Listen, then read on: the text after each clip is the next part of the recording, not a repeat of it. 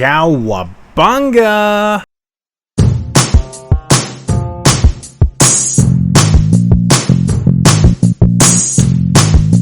What's going on, my film movie lovers, and welcome back to the Luke Ponto channel, here to bring you guys another brand new movie review.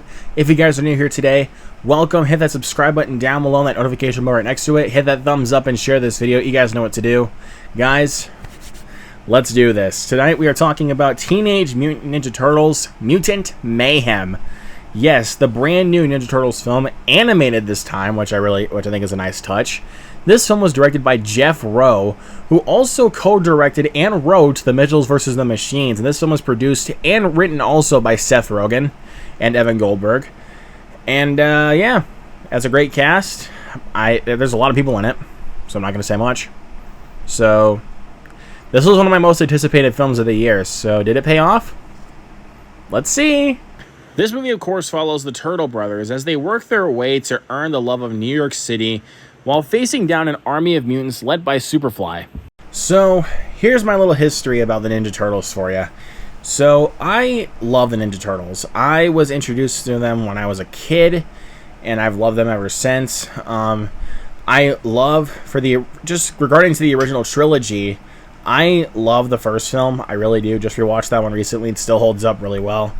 Second one is so stupid that I love it, with the Vanilla Ice Ninja rap song, Go Ninja, Go Ninja, something like that, you know?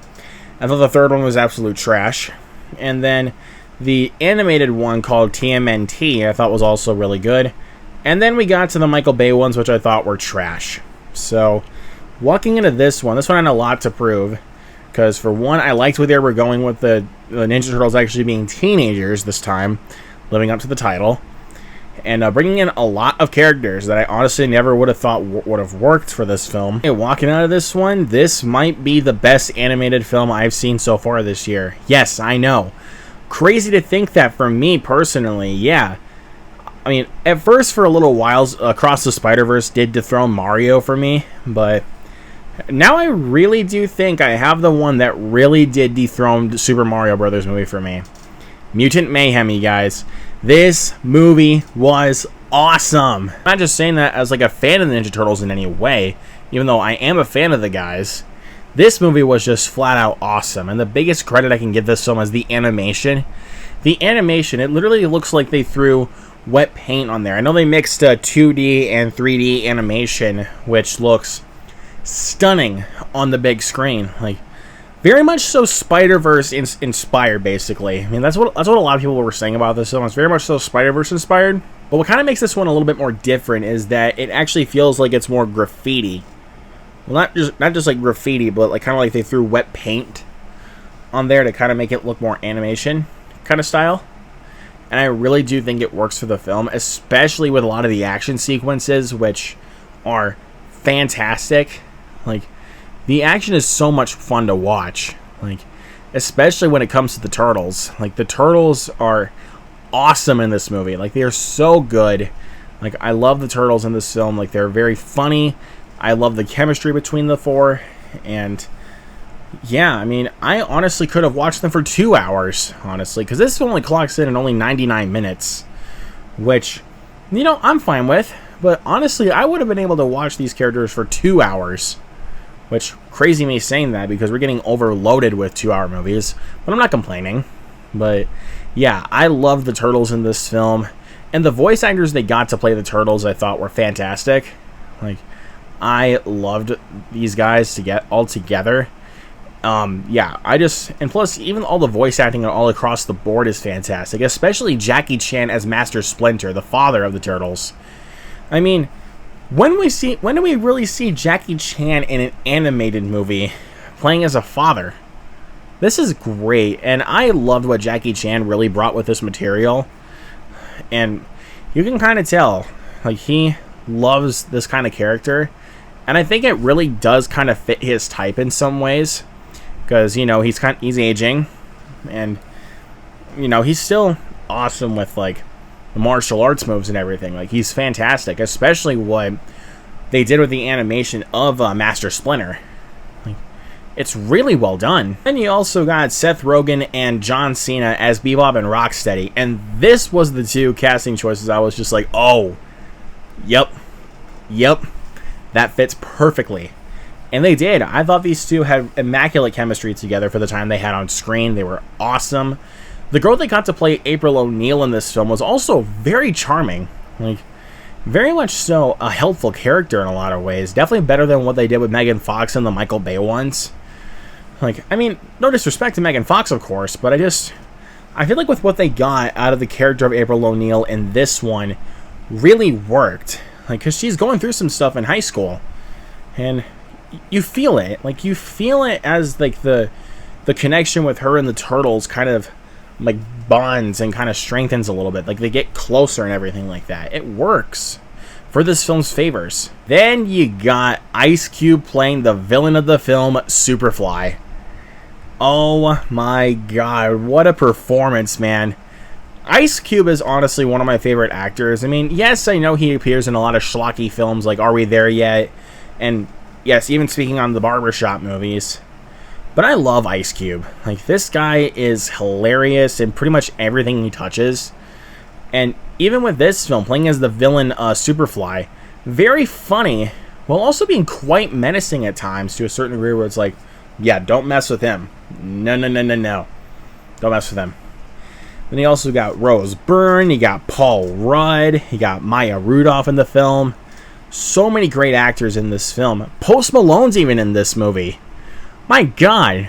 Like, I wasn't even expecting Post Malone to even be in this movie, and he was really good too. I've heard some people complain about the humor being a bit too kiddish, but for me, here's my argument towards that. The turtles are just kids. For one, they're teenagers. So there is gonna be that kind of humor, especially even when you have one of the writers of the Mitchells versus the Machines, and a person that, and also somebody that loves the Ninja Turtles, was also just in the Super Mario Brothers movie earlier this year, which is still one of my favorite films of the year so far. It's like, I kind of expected that. Like, and for the humor for the most part is gut-busting hilarious for me. I pretty much was just on the floor laughing quite a bit. And even with a lot of, like, references in this film, like, there's a good bit of references, not just to the Turtles, but also just movies, music. And I thought it really, really worked. I thought it was so funny. And the soundtrack as well. Great soundtrack all around. I know it kind of has some, like, previous, like, big hits in, like, hit here and there, but I think the soundtrack, what they got for the film, I think really worked. And I thought, like, it wasn't, like, so overbearing. Like, it actually worked pretty well for me. Honestly, coming to think about it, even just after walking out of the theater, and just to let you guys know, I am seeing this movie again on Friday at the time of recording, and I'm very excited to go see this movie again. Honestly, just sitting here thinking about it, I do not have one single problem with this film. I mean, if I were to nitpick one thing, though, and this is just, and I'm not going to downgrade this film just for that, I do kind of wish that they kind of gave a little bit more development to somewhat kind of help us understand a little bit more of Superfly's motivation for why he wanted to do what he did. I mean, what we got in the film was good enough, like, but to a certain degree, where it was like, I kind of wanted to see a little bit more out of this, like, because I wanted to see exactly where it was coming from, because some people will not really understand it, like, to a certain point. But again, I'm not going to downgrade this film just for that, because I freaking loved this movie, you guys. I had a ton of fun watching this in the theater. I'm seeing it again on Friday night, and I am ecstatic to go see it again.